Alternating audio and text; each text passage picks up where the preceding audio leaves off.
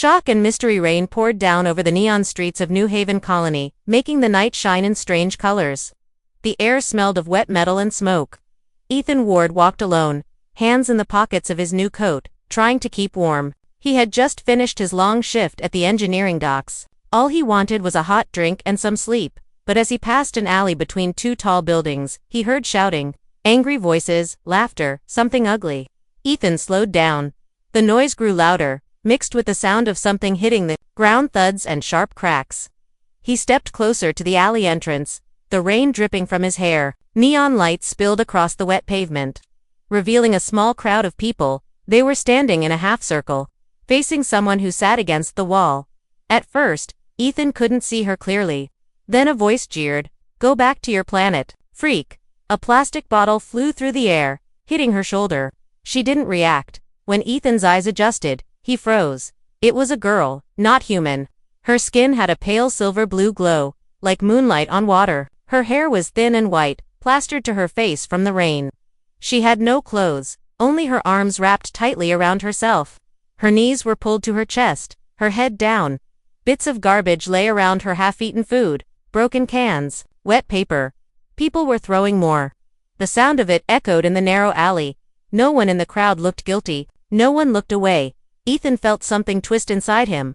He had seen cruel things before, but this was different. She wasn't fighting back. She wasn't even speaking.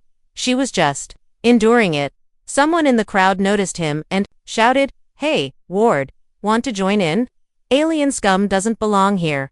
The others laughed. Ethan didn't move. He looked at the girl again. Her body shook not from the cold alone, but from fear.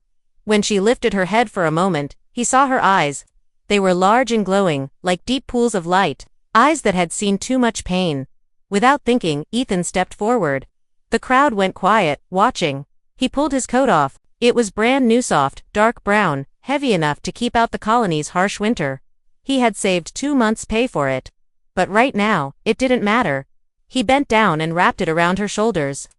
The fabric was too big for her. Small frame, but she clutched it like it was the only safe thing in the world. The crowd began to mutter. "What the hell are you doing?" Someone demanded.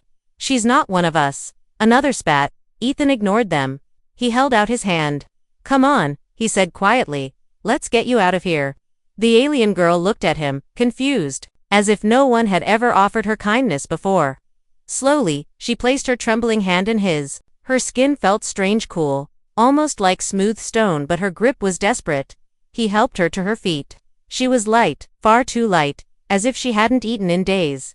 As they walked away, the crowd didn't follow. Some cursed under their breath. Others just stared, not sure what to make of this human who dared to help. They stepped back into the rain.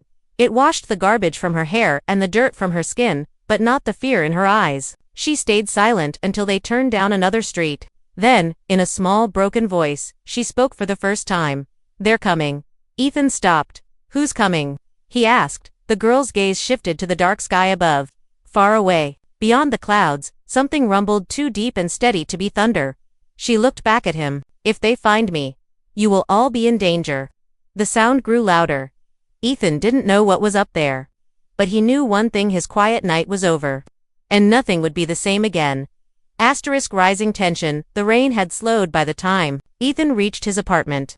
The alien girl walked close beside him, her bare feet making soft splashes in the puddles. She didn't look around. Every few seconds, her eyes flicked to the sky, as if expecting something to fall from it. Ethan unlocked his door and guided her inside. The small room smelled of engine oil and old coffee, but it was warm. He turned on a dim light. "Sit," he said, pointing to the couch. She sat carefully, as if afraid the furniture might hurt her. She kept the coat wrapped tightly around her shoulders. Her glowing eyes followed Ethan as he went into the kitchen and poured water into a metal cup. He handed it to her. "Drink. You look like you need it." She drank in small sips, her thin hands trembling. Ethan crouched in front of her. "What's your name?" She hesitated, then whispered, "Alira." "All right, Alira. I'm Ethan." He kept his voice calm, gentle. "Do you want to tell me what happened?" She looked down at the cup. "Your people. They don't like my kind. They think I'm dangerous." "Are you?" Her eyes lifted to his, and for a moment, he saw something deep there: pain, but also defiance. Only to the ones who want to hurt you. Ethan leaned back. And who are the ones coming for you? She took a deep breath, as if deciding whether to trust him. Dravik Enforcers. They are soldiers, hunters. They work for the Dravik Empire. Ethan frowned. Never heard of them. You will, Alira said. When your world burns. That sent a cold feeling through Ethan's chest. Why are they after you? Alira touched her wrist. At first, Ethan thought she was just rubbing it for warmth.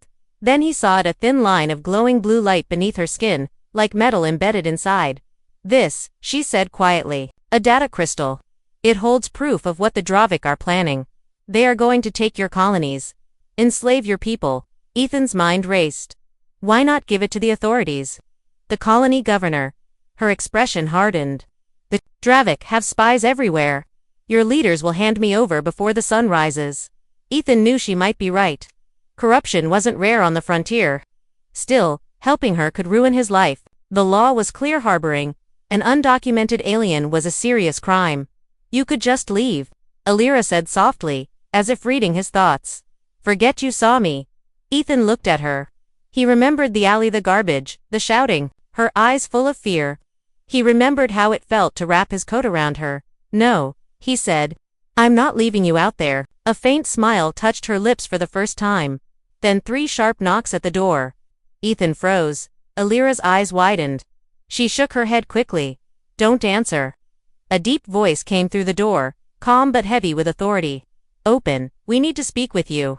Ethan moved quietly to the window. Outside, in the dim light of the street lamps, stood 2 tall figures in black armor. Their helmets gleamed, and their eyes glowed red. Dravik Enforcers. One of them turned his head, and Ethan could swear he felt those red eyes lock on him through the glass. They know I'm here, Alira whispered. Her hands gripped the couch so hard her knuckles turned pale. Ethan's pulse pounded in his ears. He had 2 choices: open the door and hand her over, or run. From outside came the voice again. We will not ask a third time. Ethan grabbed Alira's hand. Come on. He pulled her toward the back of the apartment. A narrow maintenance hatch lead down into the building's service tunnels. Ethan had worked on them before. Miles of old pipes and dark corridors dot as they climbed down. The sound of the front door shattering echoed above them. The hunt had begun. Human courage. The tunnels beneath the colony were dark and smelled of rust and damp air. Ethan's boots splashed through shallow puddles as he pulled Alira along. Behind them, heavy footsteps echoed, slow, steady, inhuman. They're tracking me, Alira whispered. They can follow the crystal signal. Ethan's mind worked fast. The tunnels branched like a maze, but he knew them well from years of repair work. If they could reach the old relay tower on the far side of the industrial zone, maybe they could send her data to someone who could help. A sudden hiss cut through the darkness. A blue beam of energy hit the wall near Ethan's head, showering sparks. The Dravik were here. Run, he shouted. They dashed through the tunnels, Ethan turning sharply at every junction, trying to shake the pursuit, but the red glow of the Enforcer's eyes kept appearing in the dark. Finally, they reached a rusted ladder. Ethan climbed first, then helped Alira up. They emerged into the cold night air on the edge of the industrial zone. Smoke from the factories hung low in the sky. There, Ethan pointed to a tall, abandoned tower with broken antennae. Old Cums Station. We can use it. They ran across the empty yard. Alira was breathing hard, her bare feet bleeding from the rough ground. But she didn't slow down. Inside the tower, the air was dusty. Ethan went straight to the control panel, pulling off metal covers and connecting wires with quick, practiced hands. The machines groaned to life, weak lights flickering. Hurry, Alira said. They're coming. Ethan glanced at her wrist. How do I get the data out? She knelt beside him, pressing the glowing line on her skin. A small, sharp crystal slid out, glowing with cold blue light. She handed it to him. Slot it here. The signal must be boosted to reach your fleet. Ethan inserted the crystal into the port. Lines of alien symbols lit up on the old screen. He tapped commands, rerouting power from the tower's reserve batteries to the transmitter. Outside, heavy footsteps approached. Alira's eyes went wide. They're here. The door slammed open. 2 Dravik Enforcers stepped inside, weapons humming with deadly light. Human, one said in a metallic voice. Step away from the fugitive. Ethan didn't move. Not happening. The Enforcer raised his weapon. In that instant, Ethan grabbed a loose metal pipe from the floor and swung with all his strength. The blow struck the weapon, knocking it aside. A shot burned a hole in the wall. The second enforcer advanced on Alira. She backed toward the panel, protecting the crystal. Ethan threw himself between them, taking a hit from the enforcer's armored fist. Pain exploded in his ribs, but he stayed on his feet. The screen beeped. Transmission at 80%. Ethan gritted his teeth. Almost there, he muttered. The first enforcer charged again, but Ethan ducked, smashing the pipe into its knee joint. The alien stumbled, armor sparking. Transmission at 95%. The second enforcer lunged, grabbing the panel, but Alira shouted something in her language, and the crystal flared with bright blue light. A shockwave burst out, throwing the alien back. Transmission complete. Ethan yanked the crystal free and shoved it into Alira's hand. Outside, the sound of engines roared, but this time, they weren't Dravik ships. Through the broken window, Ethan saw human fighter craft descending, their lights cutting through the night. The enforcers looked at each other, then vanished into a burst of red light, teleporting away. Alira turned to Ethan, her eyes shining. You didn't have to do this. Why? Ethan, breathing hard, gave a tired smile. Because humans don't leave people behind. Doesn't matter what planet they're from. A voice crackled from the tower's old speaker. A human commander from orbit. Ethan Ward. We received your signal. You've just started something big. Ethan looked at Alira. Guess I'm in it now. She smiled faintly. You're in it, and so is your world. Above them, the human ships streaked toward the stars, chasing the enemy. And in the shadows of the colony, Ethan knew the fight was only beginning.